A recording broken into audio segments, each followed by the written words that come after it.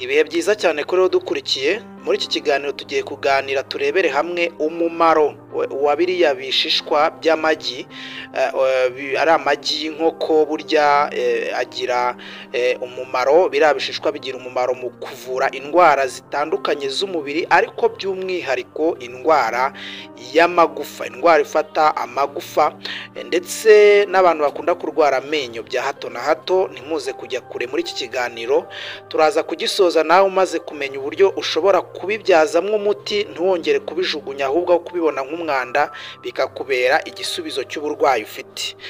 Ngiye tugiye kubana ndi Nathaniel Fiabora. Niba ari ubwa mbere tubanye ngusabye gukora subscribe kugira ngo n'ikindi gihe dushyizeho ibiganiro ujye ubasha kubibona. Ibuka kandi kudusigira igitekerezo cyawe muri komenti, ese we wari ubizi gute bino bishishwa by'amagi? Ibuka kandi gukora like ndetse usharinge video, nabyo biraba ari by'agaciro. Ikaze. Ubundi mu bisanzwe amagi turabizi ko agira intungamubiri zitandukanye, tukayateka tukayarya, haba mu kuyarya mu buryo bw'umureti cyangwa se kuyarya mu buryo atogosheje, hanyuma biriya bishishwa tukabijugunya rero twibwira ko mu by'ukuri biriya bishishwa mu kubikoresha nta kintu byagira umumaro, mbese bikaba ari byo kujugunywa. Ariko mu by'ukuri ndagira ngo nkubwire yuko biriya bishishwa by'amagi bifite umumaro ukomeye cyane. Abahanga mu bijyanye n'iby'imirire berekanye ko igishishwa cy'igi kirimo calcium carbonate irenga 90%. Nshuti yanjye ndagira ngo nkubwire ngo burya ikintu usanga ari ikintu cy'umwimerere, atari za calcium ugenda ngo bagutere inshinge, ibintu nk'ibyo ngibyo. Burya na zira nshinge ubusanga zitanganya calcium ingana gutya 90%. Mu bishishwa by'amagi rero harimo calcium irenga 90%, kandi ishinzwe gufasha amagufa gukomera. Abantu baba bafite amagufa adakomeye usanga nyine kuvunika ari iby'ako kanya, igihe cyose kumva amagufa amurya. Bafite amenyo akunda kurwara kandi banafite uburyo bakora isuku yayo kenshi, ndetse n'imitsi bigatuma bikora neza. Abantu bagira n'ibibazo by'imitsi kandi nabo ibi bishishwa by'amagi kubikoresha nk'umuti wabikoresheje neza. Ni nayo mpamvu ndi kugushishikariza kuza kumva video yose kugira ngo uzamenye uburyo ukoresha ibi bishishwa by'amagi kandi ukabikoresha neza mu buryo busobanutse, kubera ko kubikoresha nabi bishobora kukubyarana n'ikindi kibazo. Niyo mpamvu usabwa kubana natwe rero. Igishishwa cy'igi gishobora kugukiza rero nyine nk'uko twari tubivuze, amagufa arwaye, bikarinda indwara nk'itwa osteoporosis. Iyi ndwara rero ni ya ndwara usanga umuntu amagufa nyine afite amagufa yoroshye ukuntu, amagufa adafite uburemere. Ikindi igishishwa cy'igi cyangwa se gukoresha ibishishwa by'igi mu buryo bwiza bishobora gutuma biguha imbaraga z'amagufa ndetse no gukomera kw'amenyo. Abantu bakunze kugira ibibazo by'amagufa aribwa cyangwa se yoroheje bakora, ndetse ugasanga bashobora no kuba bagira amenyo nyine agakuka bya hato na hato akabarya. Ndagira ngo nkubwire ko nawe muri iki kiganiro urahungukira uyu muti wo gukoresha nk'igishishwa cy'igi, hanyuma bikaba byagufasha ukagenda umererwa neza cyane. Ibi bishishwa by'igi rero birakora kandi ndaza no kukubwira uburyo bikora. Ikindi kandi gifasha umutima gukora neza. Igishishwa cy'igi bitewe n'ira calcium ifasha umutima ndetse n'imitsi yawo gukora neza.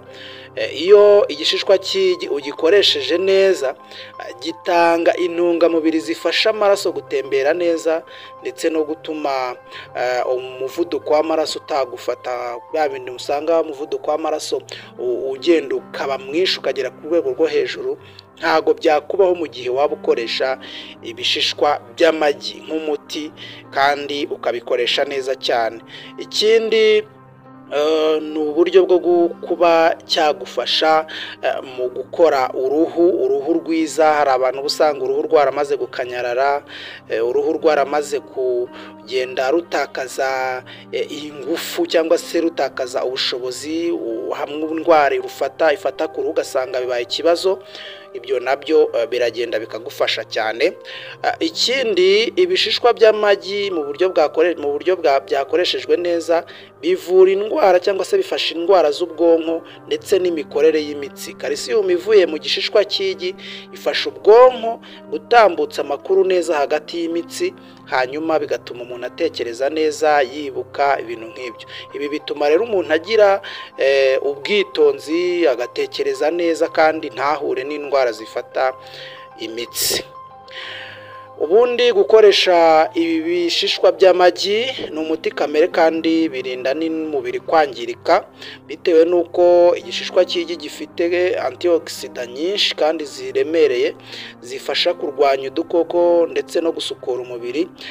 Iyo umuntu anywa ibi bishishwa by'amagi byateguwe neza, ukabinywa mu gikoma, ukabinywa mu buryo bwa ji, bifasha umubiri gukomera ndetse no kuba umubiri ugira ubudahangarwa.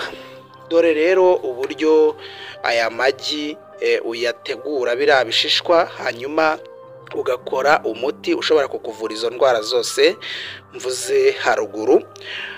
Icya mbere ni uko ugomba kuba ayo magi ugiye gukuraho ibyo bishishwa uyizeye. Mvuze ngo kwizera ayo magi ni uko ayo magi ari mashya, ni amagi mashya, kuko amagi amaze iminsi aba akenshi bitewe n'uko aba yabitswe ashobora kwangirika, nuko ishobora kuba yarayaryamyemo, bityo ugasanga uyakoresheje utabyitayeho ushobora guhura n'uburwayi, kuko hashobora kuba harimo turiya dukoko twa salmonella, ugasanga biguteje ikibazo. Fata rero ibishishwa by'amagi, hanyuma ayo magi aba ari mashya atari amazi, hanyuma ubyoze neza. Numara kubyoza ubishyire nyine mu kantu keza ushaka kubiseramo. Abenshi barabisekura, hari ababisekura neza, ariko ubyoze. Numara kubyoza ubanza ubyanike bibanze byumuke neza. Numara kubyumuka neza, byamaze kumuka, ushobora kubisya ukoresheje, hari ababitunganya neza mu dusekuru, hari ababitunganyiriza mu tumashini dusya, hanyuma ugasanga havuyemo ifu nziza cyane inoze. Iyo fu rero ushobora kuyivanga n'amazi ukanywa, amazi atogosheje ukanywa. Ushobora kuyikora muri ji runaka y'imbuto nayo ukayishyiramo, cyangwa se ukayivanga mu gikoma ugiye kunywa. Hanyuma bikagufasha kuba byakuvura nyine iriya ndwara yo kuba urwaye mu mavi. Hari abantu baba bafite ibibazo usanga mu mavi, amavi badashobora kumanuka ahantu hamanuka, ugasanga byakomeye badashobora guterera, ugasanga kugenda kwabo ni ikibazo, barananirwa cyane mu mavi, kuribwa mu mavi, kubyimba mu ngingo mu mavi akenshi, ugasanga harimo n'ububabare bukabije. Iyo ufashe nk'ikiyiko kimwe nibura cy'ifu ukajya ugikoresha rimwe ku munsi mu gikoma, ukanywa icyo gikoma, iyo calcium uba uri gufata iba ari calcium irenga 90%, kandi igasimbura kuba waterwa inshinge, kandi ukivura mu buryo buri naturel cyangwa se mu buryo buri kamere. Ni byiza cyane rero gukoresha ibi bishishwa by'amagi, kubera ko bizakuvura indwara z'imitsi, abantu baribwa n'imitsi, abantu muribwa n'indwara zo mu ngingo, kuribwa mu mavi. Amavi rwose ugasanga ntabwo ahantu hamanuka cyangwa se ngo uterere, bitewe usanga ari ikibazo. Hari ubwo rero ugomba kwitonda, hari icyo bigusaba kugira ngo witondere gutegura uno muti. Ntukoresha amagi atize nk'uko nari mbikubwiye, kandi ukoresha amagi wari wamaze n'ubundi gutogosa neza, kandi nurangiza wirinde ko turiya dukoko twa salmonella dushobora kuba twaba turimo kubera amagi atizewe. Ni byiza gukoresha amagi mashya kandi neza, kandi meza amagi atogosheje, wayatogosheje, hanyuma ubone uyakorera isuku, nurangiza ubone kuyanika. Ibyo byose nimara gutungana ukoremo ifu nziza, bizakuvura, bizakurinda kurwara izo ndwara twavuze haruguru. Mwibutsa ko izo ndwara twavuze ari indwara zo mu mavi, kuribwa mu mavi, amagufa akakurya, abantu mugira ibibazo by'amenyo, kuribwa n'amenyo kenshi ugasanga amenyo rwose ntakomeye. Ikindi kandi ubudahangarwa bw'umubiri buriyongera ugasanga umuntu ameze neza. Ikindi iyo ukoresheje uyu muti biragufasha cyane kuba byakurinda ko umutima wawe wakora nabi, bikakurinda ko indwara z'uruhu zagufata, imikorere y'ubwonko ndetse n'imitsi bikagenda neza, hanyuma bikakurinda n'umubiri wawe kuba wakwangirika biturutse ku budahangarwa bukeya bw'umubiri. Ibyo byose ni ukuba wakoresheje uyu muti. Ibi bishishwa by'amagi byamaze gutegurwa neza nk'uko nabikubwiye, kandi ukabikora neza wubahirije amategeko n'amabwiriza. Ndabizi ko uzakira kandi uzaza udushimire. Rero kuba wabanye nanjye ukaba wakurikiye ikiganiro ni ikintu gikomeye cyane, ni umuti ukomeye cyane, ni umutungo ndetse kamere urimo intungamubiri, uvura amagufa, amenyo, umutima ndetse n'uruhu. Jya rero ubifata nk'igice cy'ingenzi cy'ubuzima bwawe, hanyuma ukibyaza umusaruro, aho kugira ngo ugifate nk'umwanda. Ubwo ndi kuvuga kiriya gishishwa cy'igi nyine, aho kugira ngo ukijugunye nk'umwanda, ahubwo ugifate nk'igice cy'ingenzi gishobora kukuvura mu buzima bwawe. Murakoze cyane kuba mwakurikiranye iyi video. Mwibuke kudusigira like ndetse na comment, hanyuma musangize abandi iyi video, mukoroze share, hanyuma muniyandikishe kuri subscribe, mukore subscribe kuri iyi channel yanyu Nathaniel Fiabora, kugira ngo mukomeze kubona ibiganiro nk'ibi by'ingirakamaro tugenda tubagezaho. Ndabakunda cyane, mbifuje kugubwa neza. Imana ibahe umugisha.